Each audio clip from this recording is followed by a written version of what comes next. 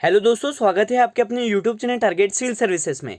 आज है 19 सितंबर और 19 सितंबर से जितने भी करंट अफेयर्स के क्वेश्चन बनेंगे, सारे क्वेश्चन के सिलेक्शन में हम डिस्कस करने वाले।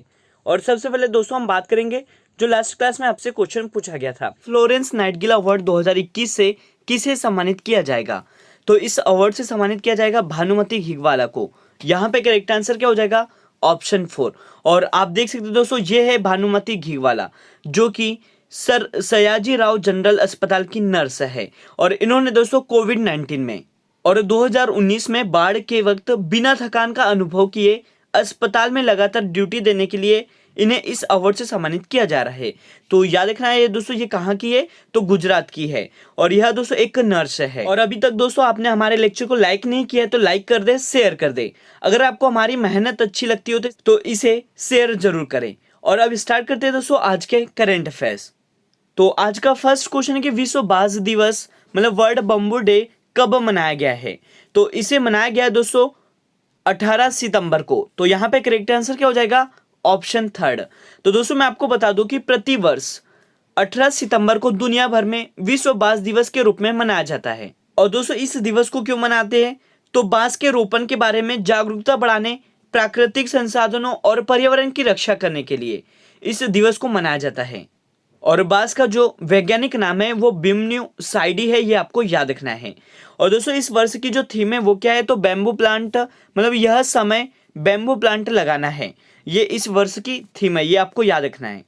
और अब दोस्तों हम यहाँ पे बात कर लेते हैं सितंबर माह से जितने भी इंपोर्टेंट डे बनते हैं वो हम देख लेते हैं। तो सबसे पहले हम बात करें अंतर्राष्ट्रीय साक्षरता दिवस की, तो यह 8 सितंबर को मनाया जाता है। राष्ट्रीय वन्य जीव दिवस 4 सितंबर को मनाया जाता है। राष्ट्रीय शिक्षक दिवस 5 सितंबर को मनाया जाता है। और हिमालय दिवस 9 सितंबर को मनाया जाता है। और विश्व प्राथमिक उपचार दिवस कब मनाया जाता है? तो ये 11 सितंबर को मनाया जाता है। साथ ही आपको याद रखना है दोस्तों कि वर्ल्ड सुसाइड प्रिवेंशन डे कब मनाया जाता है? तो ये 10 सितंबर को। और राष्ट्रीय इंजीनियर्स डे कब मनाया जाता है? तो ये 15 सितंबर को। और विश्व ओजोन दिवस कब मनाया जाता है? तो ये 16 सितंबर को मनाया जाता है। और साथ ही एक और इम्पोर्टेंट पॉइंट है कि 14 सितंबर को हिंदी दिवस के रूप में मनाया जाता है। और अब चलते हैं नेक्स्ट क्वेश्चन की ओर। क्वेश्चन है कि हाल ही में किस राज्य के मुख्यमंत्री ने अपने पद से इस्तीफा दे दिया है? तो दोस्तों ये मुख्यमंत्री है पंजाब के। राइट आंसर क्या हो जाएगा? ऑप्शन 2। और आप देख सकते हो दोस्तों, ये है पंजाब के मुख्यमंत्री कैप्टन अमरिंदर सिंह, जिन्होंने अपने पद से अब इस्तीफा दे दिया है।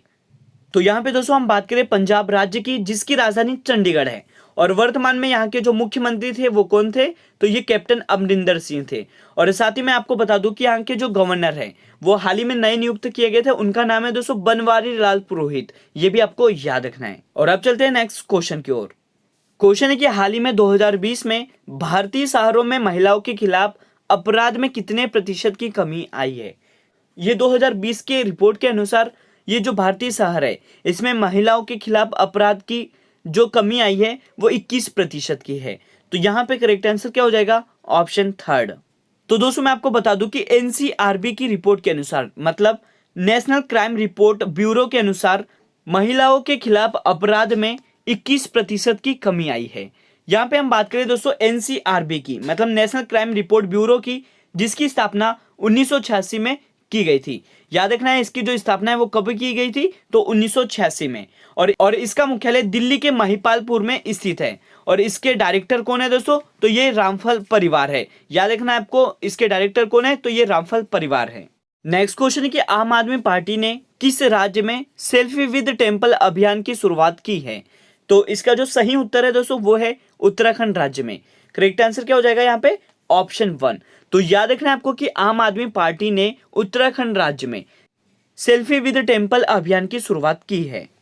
और इस अभियान की जरूरत क्यों पड़ी दोस्तों? तो पार्टी ने लोगों से अपील की है कि वे अपने आसपास या जिन मंदिरों में उनका विशेष लगाव हो उनके साथ अपनी एक सेल्फी लेकर पोस्ट करें।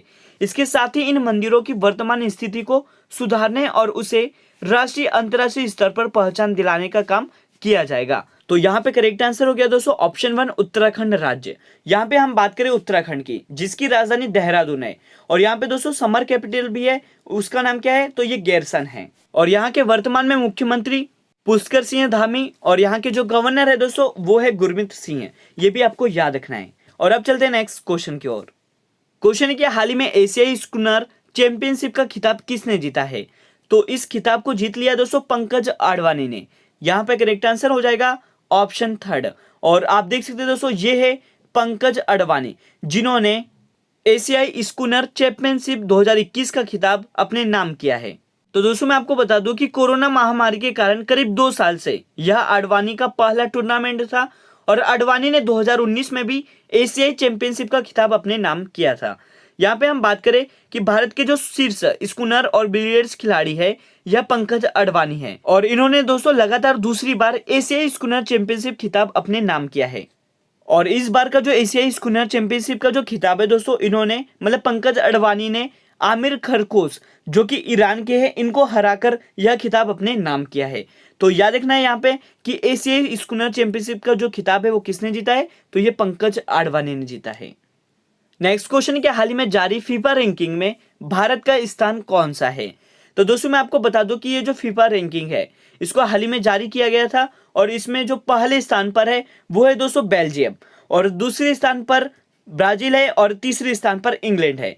यहाँ पे हम बात करें दोस्तों भारत की रैंकिंग की, तो भारत की जो रैंकिंग है वो 107वीं है। तो याद रखना आपको कि फीफा रैंकिंग में भारत का जो स्थान है वो 107वां है। और अब चलते हैं नेक्स्ट क्वेश्चन की ओर। क्वेश्चन है कि 45वीं जीएसटी काउंसिल बैठक का जो आयोजन है वो किस शहर में किया गया है? तो इसका आयोजन किया गया है दोस्तों लखनऊ उत्तर प्रदेश में। तो यहाँ पे करेक्ट आंसर क्या हो जाएगा? ऑप्शन 4। तो आपको याद रखना है दोस्तों कि जीएसटी काउंसिल की जो 45वीं बैठक है इसको उत्तर प्रदेश की राजधानी लखनऊ में की गई है और इस बैठक की जो अध्यक्षता है वो वित्त मंत्री निर्मला सीतारमण कर रही है। और यहाँ पे दोस्तों हम बात करें जीएसटी की मतलब गुड्स एंड सर्विस टैक्स की, तो यह दोस्तों एक प्रकार का अप्रत्यक्ष कर है जिसे 1 जुलाई 2017 को पूरे भारत में लागू किया गया था। यहाँ पे मैं आपको बता दूं कि भारत में जो वर्तमान में जीएसटी दरें है वो कौन कौन सी है? तो 0%, 5%, 12%, 18% और 28% है। ये 5 टाइप की जीएसटी दर है भारत में। और साथ ही आपको याद रखना है कि जीएसटी दर लागू करने वाला विश्व का जो पहला देश है वो कौन सा बना था? तो ये फ्रांस बना था। और भारत में जीएसटी कब लागू हुआ था दोस्तों? तो 1 जुलाई 2017 को। और ये सभी इंपॉर्टेंट पॉइंट है जो आपको याद रखना है। और साथ ही इंपॉर्टेंट पॉइंट में एक और है दोस्तों कि जो जीएसटी परिषद है इसका अध्यक्ष कौन होता है? तो ये वित्त मंत्री होती है और वर्तमान में वित्त मंत्री कौन है? तो ये निर्मला सीतारमण जी है। और अब चलते हैं नेक्स्ट क्वेश्चन की ओर। क्वेश्चन है कि इलेक्ट्रिक वाहनों को अपनाने पर जोर देने के लिए शून्य अभियान को किसने शुरू किया है? तो इस अभियान को शुरू किया है दोस्तों नीति आयोग ने। यहाँ पे करेक्ट आंसर क्या हो जाएगा? ऑप्शन 3। तो यहाँ पे दोस्तों हम बात करें कि ये जो नीति आयोग है इसकी स्थापना कब की गई थी? तो 1 जनवरी 2015 को इसकी स्थापना की गई थी और इसका मुख्यालय कहाँ पर स्थित है? तो ये न्यू दिल्ली में स्थित है और वर्तमान में इसके अध्यक्ष कौन है? तो ये नरेंद्र मोदी है। और साथ ही दोस्तों मैं आपको बता दूं कि उपाध्यक्ष राजीव कुमार है और सीईओ अमिताभ कांत है। तो याद रखना है आपको कि इलेक्ट्रिक वाहन को अपनाने पर जोर देने के लिए जो शून्य अभियान है इसकी जो शुरुआत है वो नीति आयोग ने की है और इसका दोस्तों मुख्य उद्देश्य यही है कि प्रदूषण को कम करना है। और अब चलते हैं नेक्स्ट क्वेश्चन की ओर। क्वेश्चन है कि पहले क्वाड देशों की समिट की जो मेजबानी है वो किसने की है? तो इसकी मेजबानी की है दोस्तों जो बाइडेन ने, जो कि अमेरिका के प्रेसिडेंट है। तो यहाँ पे करेक्ट आंसर हो जाएगा ऑप्शन 2। यहाँ पे दोस्तों सबसे पहले हम बात करेंगे क्वाड देशों की। तो ये जो क्वाड देश है इसमें कौन कौन से देश शामिल है? तो इसमें शामिल देश है दोस्तों भारत, अमेरिका, ऑस्ट्रेलिया और जापान। यह 4 देशों का समूह है और इसका उद्देश्य क्या है? तो प्रशांत क्षेत्र में लोकतांत्रिक देशों के हितों की रक्षा करना और वैश्विक चुनौतियों का समाधान करना इनका उद्देश्य है। और मैं आपको बता दूं दोस्तों कि अमेरिका के राष्ट्रपति जो बाइडेन 24 सितंबर 2021 को व्हाइट हाउस में होने वाले पहले क्वाड देशों की समिट की मेजबानी करेंगे। और अमेरिका के राष्ट्रपति जो बाइडेन, भारत के प्रधानमंत्री नरेंद्र मोदी, ऑस्ट्रेलिया के पीएम स्कॉट मॉरिसन और जापान के पीएम योशिहिदे हिदे सुगा इस सम्मेलन में भाग लेंगे। तो इंपॉर्टेंट क्वेश्चन है दोस्तों आपके एग्जाम के लिए जो याद रखना है।